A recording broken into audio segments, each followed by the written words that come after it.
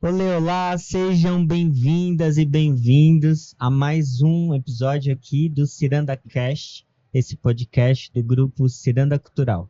Hoje nós estamos recebendo aqui um trio de feras, um trio de artistas, são autores dessa obra maravilhosa aqui, ó, Manual do Jovem Cineasta, Rafael Barioni, Vivian Caroline Lopes e Sérgio Magno, sejam bem-vindos, muito Obrigada. prazer. É uma honra nossa ter vocês aqui. E a ideia dessa conversa é falar um pouquinho sobre a obra. Então, para começo da prosa, eu gostaria que vocês, se possível, se apresentassem, falassem aí um pouquinho da jornada profissional de vocês, para a gente explicar, contar um pouquinho, instigar o nosso público a essa obra maravilhosa aqui. Tá joia? Quem quer começar? Eu? Tá bom. Bom, obrigado pelo convite. Estou muito feliz de estar aqui na Bienal como autor. Eu estava contando que a primeira vez que eu vim na Bienal era quando eu apresentava o programa X-Tudo da TV Cultura. Eu vim a trabalho também, mas fiquei super impressionado, porque eu sempre amei muito livros, e voltar agora como autor foi, assim, muito, muito contente mesmo com isso. Eu trabalho com TV desde criança, e trabalhava como ator, depois comecei a trabalhar como diretor, já há mais de 17 anos. Como ator eu comecei em 86, já são 38 anos. Então realmente é o meu universo, televisão e cinema. E eu fiz uma série, eu dirigi uma série que eu também criei até um spin-off, chamada Cinelab e Cinelab Aprendiz, que foram 6 temporadas para o Universal Channel, que era um reality sobre efeitos especiais. E o curioso era que crianças que eram, assim, as crianças amavam o programa. Apesar do target ser jovens, serem até jovens adultos, as crianças que mais amavam. E daí que veio a ideia que eu pensei, caramba, criança gosta tanto, por quê? Porque o efeito especial é uma coisa mão na massa, e o cinema, ele é multidisciplinar. Então, a gente está falando de cinema, está falando de literatura, matemática, economia, música, história, tudo. Falei, eu acho que a gente tem aqui um tema interessante para um livro. Eu já era muito amigo da Vivian, então tinha uma amiga com um jabuti nas costas, uma professora super apaixonada de escola pública e uma amante de cinema. Então, era a pessoa ideal para me juntar. O Sérgio também é um grande amigo, para mim, um dos ilustradores preferidos do Brasil. Então, foi um sucesso juntar os três para criar esse livro focado em cinema. Os efeitos especiais acabam sendo um gancho, mas no fundo é um livro sobre cinema, é uma pequena introdução, até para adulto mesmo, acaba sendo uma noção básica, mas são 3 roteirinhos com receitas de como filmar e serve para discussão em sala de aula, para brincar com a família ou mesmo sozinho. Eu estou super feliz com o livro. Que legal te ouvir, Rafa. Seja bem-vindo. E você, Vivian, por favor? Tudo bem? Eu sou Vivian, sou professora, já são 20 anos de trabalho como professora, entre literatura e arte, né? Sou apaixonada por cinema.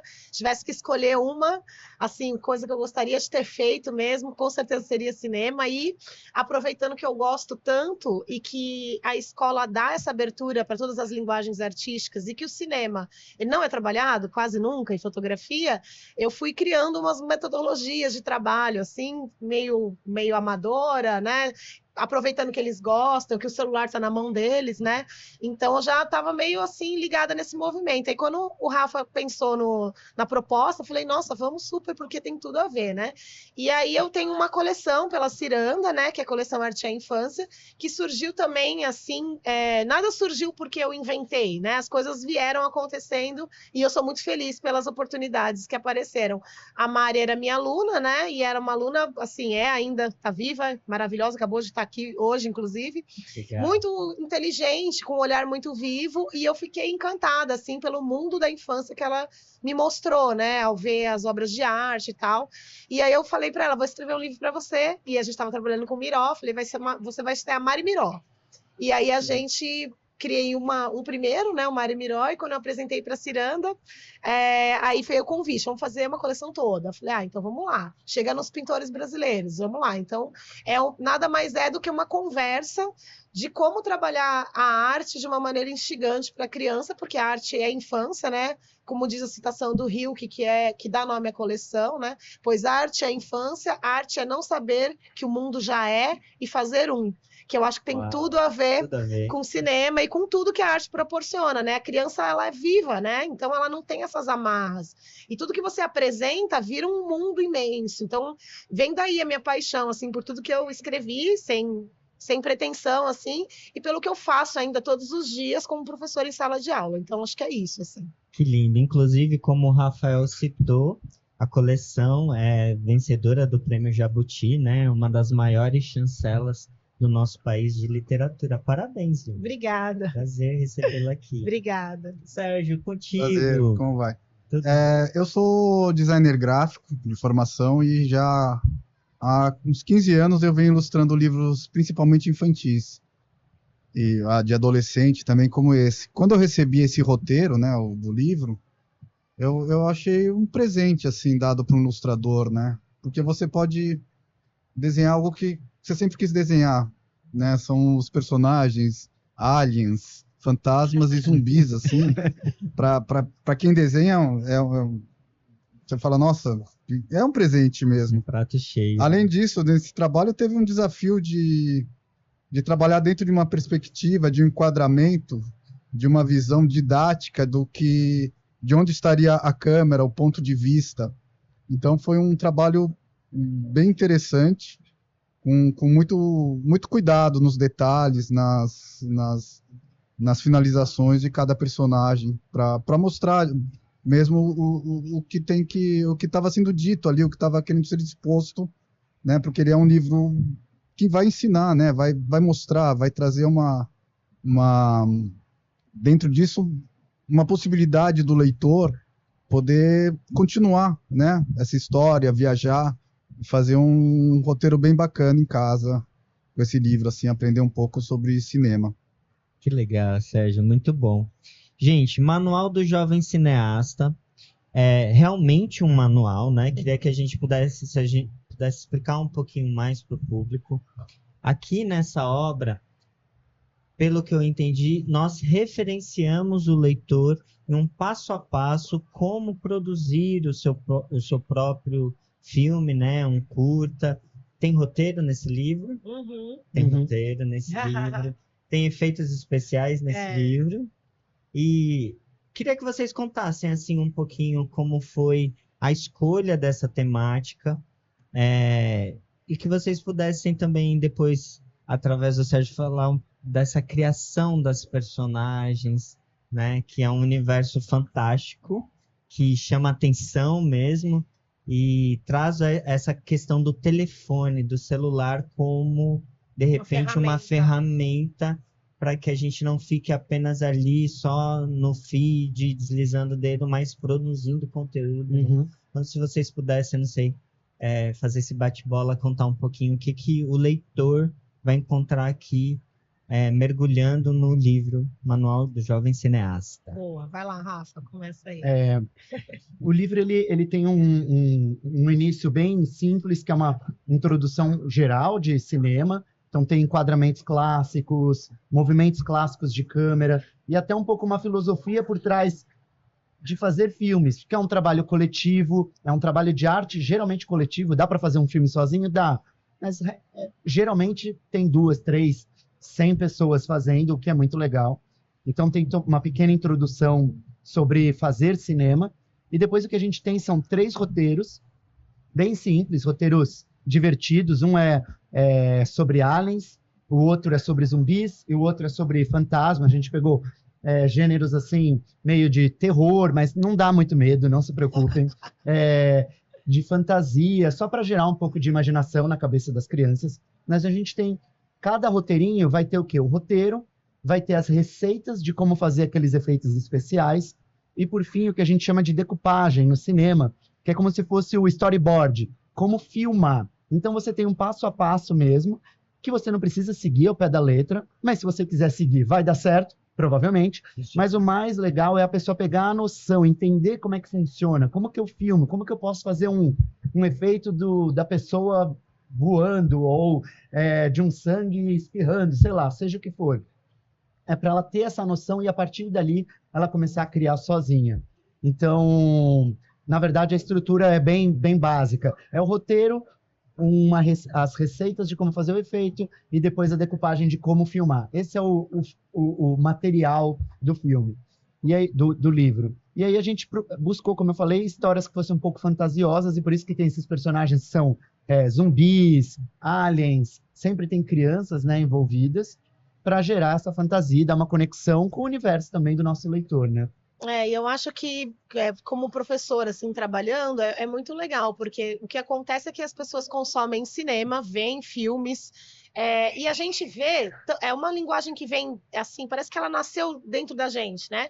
E você para pouco para pensar nas técnicas e nas estratégias que os cineastas usam para entrar dentro da nossa cabeça de alguma maneira, né? Então, quando você começa a mostrar a parte técnica, assim, ó, por exemplo, você vai filmar desse jeito, você vai inverter a câmera para fazer essa coisa. Você, além de ensinar a fazer e todo mundo perceber que é possível, se você estudar a técnica para fazer, você apura o olhar de quando você está assistindo, para você falar, nossa, olha isso, me dá a sensação de medo, porque tem vários cortes, me dá a sensação de medo, porque a câmera está de trás seguindo uma pessoa, a luz. Então, eu acho que isso, pelo que eu vejo ao longo dos anos que eu dou aula sobre isso abre o olhar, né? E quando você abre o olhar, você entende melhor, né? E aí vira outra compreensão. Os alunos sempre falam, nossa, nunca mais tirei uma foto ou fiz um negócio sem pensar no que eu estava fazendo. E é uma coisa que a gente vai fazendo automático se a gente não olha assim, o que é como, acho que talvez a